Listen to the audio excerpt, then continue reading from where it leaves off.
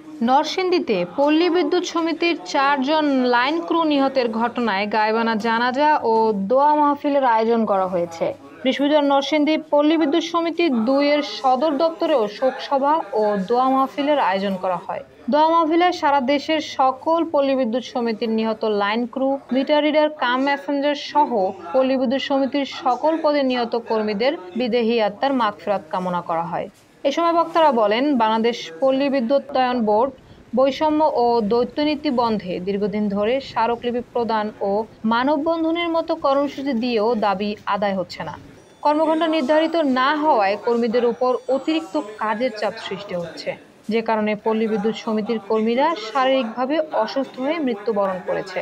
কাজের নিরাপত্তা না থাকায় বিভিন্ন প্রাকৃতিক দুর্যোগে প্রাকৃতিক ত্রুটি মেরামত করতে গিয়ে দুর্ঘটনাজনিত কারণে দেশের বিভিন্ন স্থানে গেল এক সপ্তাহে পল্লী বিদ্যুৎ সমিতির ৪ জন লাইন ক্রু নিহত হয়। এ মৃত্যুর মিছিল ঠেকাতে সুষ্ঠু কর্মপরিবেশ নিশ্চিত সহ পল্লী বিদ্যুৎ সমিতির সর্বস্তরের কর্মকর্তা কর্মচারীদের দাবি মেনে নেওয়ার জন্য পল্লী বিদ্যুতায়ন বোর্ডের প্রতি আহ্বান জানানো হয়েছে।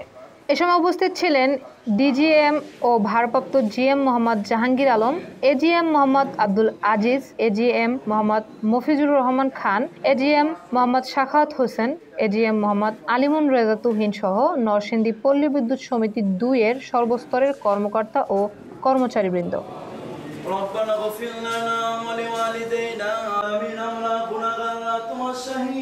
সুষ্ঠুভাবে সম্পন্ন করা সম্ভব হয় না।